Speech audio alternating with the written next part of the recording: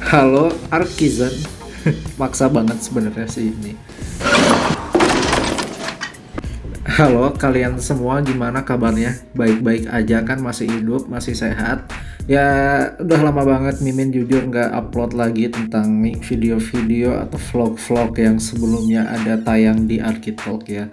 Karena ada pergulatan batin yang sangat besar sebelum kita akan mengupload sebuah konten gitu ya.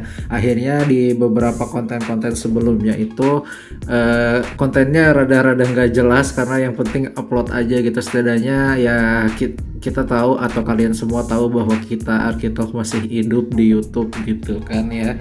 Nah di video-video sebelumnya itu konsep kita adalah vlogging gitu ya, vlogging tentang bangunan-bangunan atau event-event arsitektur, dimana kita ngangkat si Haha sama si Hihi itu gitu buat bawain acaranya gitu.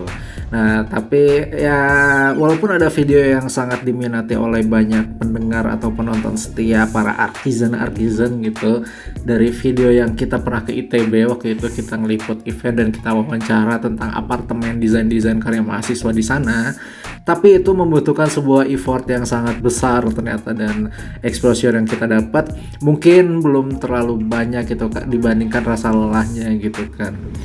Ini sebenarnya gue panggil Arkizen juga rada maksa sebenarnya, karena beberapa orang yang DM di Instagram Arkitalk itu pengen dipanggilnya sebagai Sobat Arsi gitu, atau teman gue juga lebih enak katanya manggilnya Sobat Arsi. Nah nggak tahu nih apakah cocoknya nanti kita panggil kalian Sobat Arsi ataukah tetap menjadi Arkizen gitu. Sesi curhat selesai, langsung aja ya kita putar dulu intronya. Abang tukang Abang tukang bakso, mari sini, aku mau beli.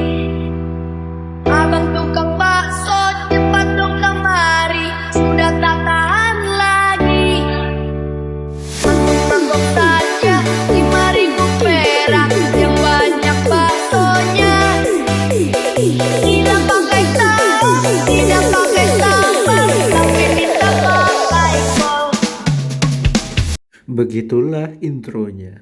Abang tukang bakso, mari sini, aku mau beli. emang ngaco sih intronya. Nah oke. Jadi bangunan ini tuh emang beneran gitu, literally like seriously, which is emang rumah ayam gitu. Seriusan emang rumah ayam. Terus hubungannya sama si Nisa Sabian apaan gitu si rumah ayam ini? Ya nggak tahu juga sih, nggak ada, ya pasti nggak ada hubungannya. Cuma biar asik aja, soalnya nggak tahu nih emang lagi ada apaan sih kok orang-orang pada ngebahas Nisa Sabian. Terus kemarin gua coba DM kok nggak dibalas ya. Emang dari judulnya aja gitu, House of Chickens gitu, emang rumahnya buat si ayam gitu, bukan rumah buat doi gitu kan.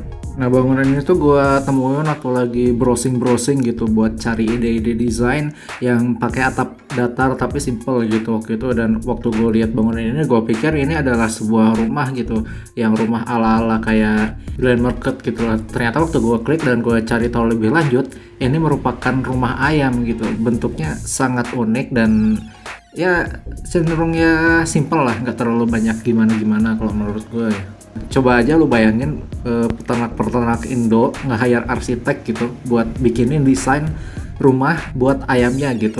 Jadi biar terkenal mungkin ya, buat naikin brandingnya juga. Jadi mungkin harga telurnya, harga ayamnya jadi rada naik, atau ya biar ayamnya jadi happy gitu, mengayamkan ayam gitu mungkin. Ya istilahnya bisa untuk merevitalisasi sebuah wilayah desa di sekitaran timur Turki gitu. Nah coba lihat nih, si ayamnya kan pada happy gitu ya, mereka punya rumah yang baru, mereka happy gitu, tanpa mereka sadari nanti mereka juga akan dipotong gitu mungkin. Siapa yang paling cantik? Saya.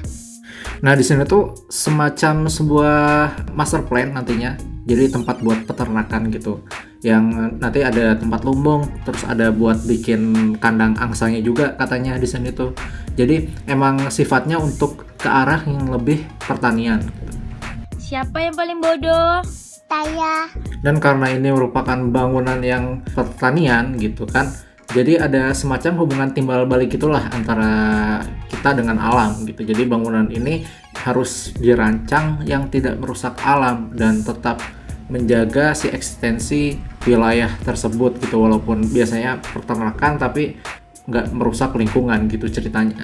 Apa yang paling anjing tahu? Nah, makanya kalau lo lihat di sini si bangunan itu pakai desain panggung yang dia sedikit untuk napak ke tanah, jadi air-air masih bisa meresap gitu, dan bentuknya juga streamline horizontal.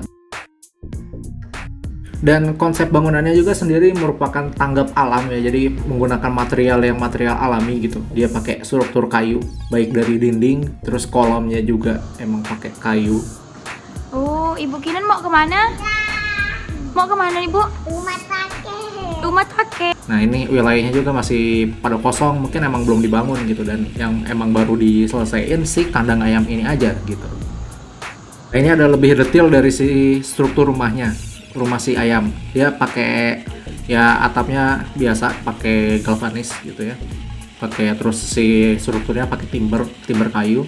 Terus juga dindingnya sama lantai-lantainya dia pakai plywood. Terus juga ya sisa-sisanya paling yang bawah itu buat si dudukan atau pedestal si kayunya dia pakai beton, karena ya biar nggak lembab juga gitu kan, si kayu masih ada batasannya. Nah, sebenarnya tujuan murninya apa sih? Kenapa si kandang ayam ini dibikin atau didesain dengan baik, sebaik mungkin dan seunik mungkin gitu ya? Ini emang tujuannya buat revitalisasi si wilayah tersebut. Apakah si desain tersebut bisa meningkatkan nilai dari desa itu gitu? Jadi biar mungkin orang biar bisa berkunjung juga buat wisata, selain menjual si peternakannya juga gitu. Bikin titik daya tarik baru tanpa menghilangkan nilai si karakteristik dari pedesaan itu yang ada di Turki itu tadi. Duh, ini makan singkong goreng enak juga ya. Apa yang paling anjing tahu? Nah, ini ada yang unik lagi nih dari si desain rumah ayamnya ini tuh. Jadi ternyata waktu ngambil telurnya gitu, si orang tuh nggak perlu masuk ke dalam rumahnya gitu. Jadi biar yang di dalam rumah ayam biar si ayam aja, karena ini rumahnya ayam bukan rumah manusia gitu. Jadi dia yang mau ngambil telur, si peternak yang mau ngambil telur tinggal masukin tangannya aja dari luar. Bayangin gimana terjaganya si privasi dari ayam itu di dalam rumahnya ya. Dia nggak keganggu sama manusia gitu, sama makhluk lain gitu. Jadi ya rumahnya bener-bener nyaman lah, si mengayamkan ayam ya. Kalau manusia memanusiakan manusia, tapi ini mengayamkan ayam gitu. Bayangin aja gitu kalau lu jadi ayam, terus ada orang yang masuk ke rumah lu, kan ya nggak nyaman juga gitu kan ya. Mungkin ya ini yang pengen dibangun si arsitek ini, bagaimana ayam itu punya kenyamanan gitu, rasa nyaman yang lebih, sehingga bisa menghasilkan telur-telur yang super gitu mungkin ya. Nah, jadi yang di bawah ini tuh buat naruh si telur, buat naruh buat tiduran si ayam gitu ya, buat mengerami lah istilahnya, buat mengerami. Jadi di bawah tuh udah anggapnya kayak tanah gitu, tapi dia di dalam rumah gitu. Ini super banget lah pokoknya edan. Nah, sekali lagi kalau kita bahas strukturnya, emang sederhana banget sih strukturnya tuh, tapi yang masih jadi pertanyaan adalah dari beberapa media itu emang beneran gitu sih desain ini tuh bakal bisa merevitalisasi si kawasannya itu. Jadi bisa bikin sebuah kawasan peternakan yang menarik gitu, yang bisa menjadi nilai keunikan sendiri bagi wilayah tersebut gitu ceritanya. Yang namanya juga ini masih nyoba gitu kan, nggak ada salahnya gitu, dicoba-coba aja, siapa tahu emang jadi hal yang baik dan dinilai positif.